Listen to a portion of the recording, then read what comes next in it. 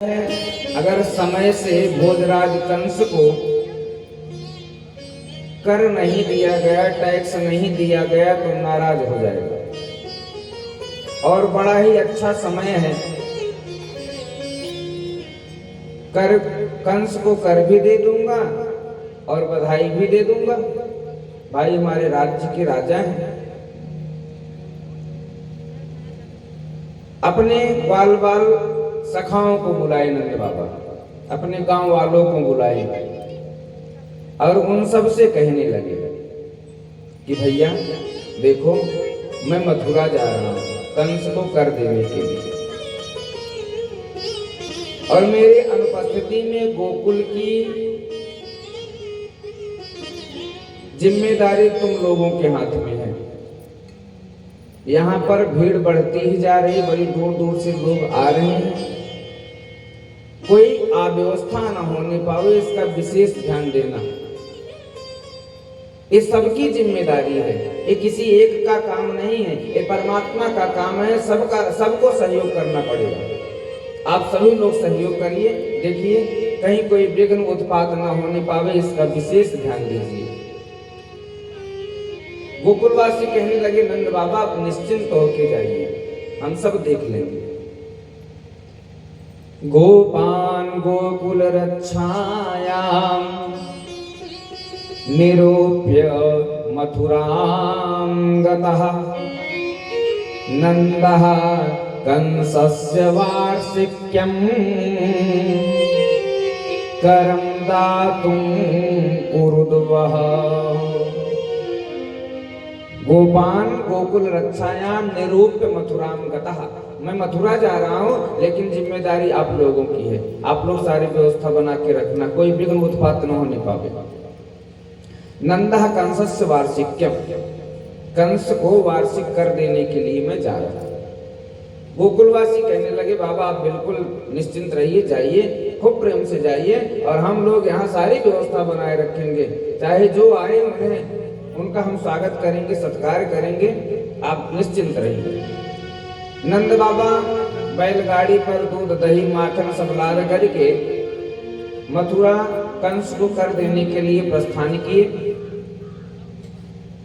और इधर पूतना जो है ब्रजमंडल के प्रत्येक गांव में, प्रत्येक घर घर में जाकर के छोटे छोटे नवजात शिशुओं को विषपान करा करके मार देती है।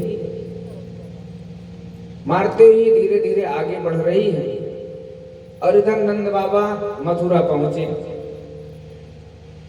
महाराज कंस से मिले, उन्हें वार्षिक कर दिए और हाथ जोड़ करके बड़ा ही सुंदर निवेदन कि हे महाराज आप सबके आशीर्वाद से, कृपा से इस बुढ़ापे में मुझे एक बालक की प्राप्ति हुई है, आप आशीर्वाद दें। कंस बहुत ही भयभीत है, विचार करने लगा कि कहीं मेरा काल इनके घर में ही तो नहीं जन्मा है, लेकिन कहे कैसे। हे नंद बाबा, ये तो भगवान की बड़ी कृपा है, किस बुढ़ापे में आपको बालक की प्राप्ति मिल गई, बुढ़ापे की लाठी मिल गई।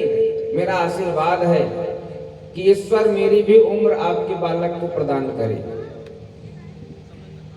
बोले भक्त वत्सल भगवान की जय। मानो आज से ही कंस जो है, कंस का आयु छीन हो गया।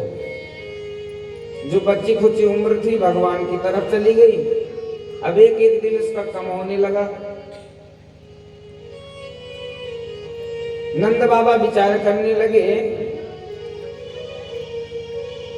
कि वसुदेव जी महाराज कारागार से मुक्त हो गए हैं, चल करके उनसे मिलूं। वो हमारे बचपन के मित्र हैं, उन्हें भी यह शुभ सूचना दूं। और इतने दिनों तक जेल में थे, बाहर आए हैं तो मिलना भी जरूरी है। सुख दुख में खड़ा होना चाहिए, ये मित्र की पहचान है। हाँ, वसुदेव जी महाराज कारागार से मुक्त हो गए। कब? जब मैया रोहिणी नंदोत्सव में सम्मिलित हुई, नंद लाला का दर्शन करी। दर्शन करने मात्र से ही, जैसे ही दर्शन करी, उसी समय कंस के मन में यह विचार उत्पन्न हुआ कि वसुदेव और देवकी को तो मैं अनायास ही कारागार में बंद किया हुआ, इसमें इनका क्या दोष है? जब मेरा काल इस ब्रजमंडल में कहीं और जन्म ले चुका है, किसी और के घर में जन्म ले चुका है, तो इनमें इनका क्या दोष है? इन्हें छोड़ देना चाहिए। अरे देवकी मेरी बहन है, कितना पाप किया हूं मैं, कितना अत्याचार उसके ऊपर किया हूं, उसके छोटे छोटे बालकों की हत्या कर दी। एक करुणा जागृत हुई, दया आ गया और तुरंत उसी समय वसुदेव और देवकी को कारागार से मुक्त कर दिया।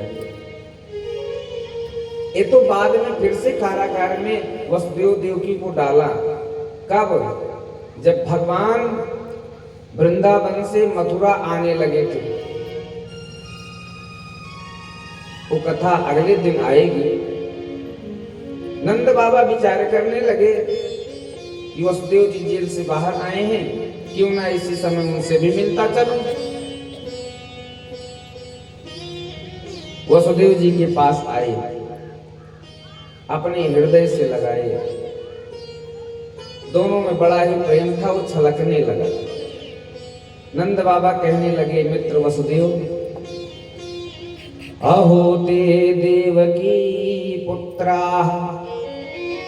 कंसेन बहवो हतः एका वसिष्ठ वरजा कन्या सापि दिवं गतः।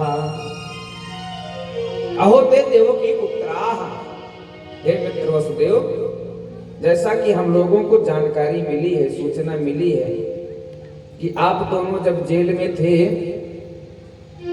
तो भाभी देवकी के 6 पुत्र हुए और 6 पुत्रों की हत्या कर दिया एक कंस। बड़ा ही निर्दयी पापी है। कंसेन बहवो हतः, अपने हाथ से एक कंस देवकी के 6 पुत्रों को मार दिया। ये बात सही है मित्र? हाँ हाँ भैया, एकदम सही बात है। अच्छा, 7वीं संतान गर्भ में ही समाप्त हो गई, ऐसा पता लगा। सही कह रहे हैं भैया, 7वीं संतान जन्म ही नहीं ली। अच्छा, तो 8वीं संतान? हाँ भैया, वो तो कन्या रूप में जन्म ली थी ना, वो कन्या थी। लेकिन ये निर्दयी कंस उसे भी मारने के लिए आ गया।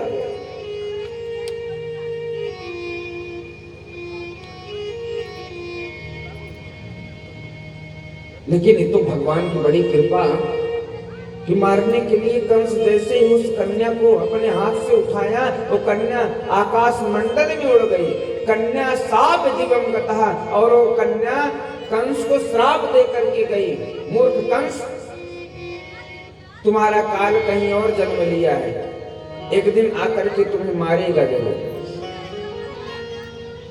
बोले भक्त वत्सल भगवान की जय।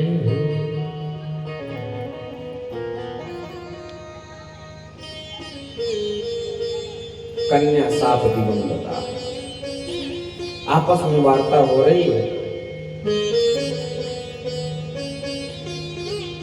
नंद बाबा बड़े ही भावुक हो गए। मित्र, आपके जीवन में तो बहुत संकट है, बहुत संकट है, लेकिन हम लोग आपका कुछ सहयोग नहीं कर पाए। हमारा बस चलता तो आपके ऊपर जितने भी दुख के पहाड़ टूटे ना, गिरे ना, उन पहाड़ों को मैं अपने सर पर रख लेता, लेकिन आपको सुखी कर देता। तुलसीदास बाबा कह रहे हैं कि वास्तव में वही मित्र है जो मित्र के काम आए। जो मित्र अपने मित्र के दुख को देख करके दुखी ना हो, वो मित्र नहीं है, वो तो स्वार्थी है।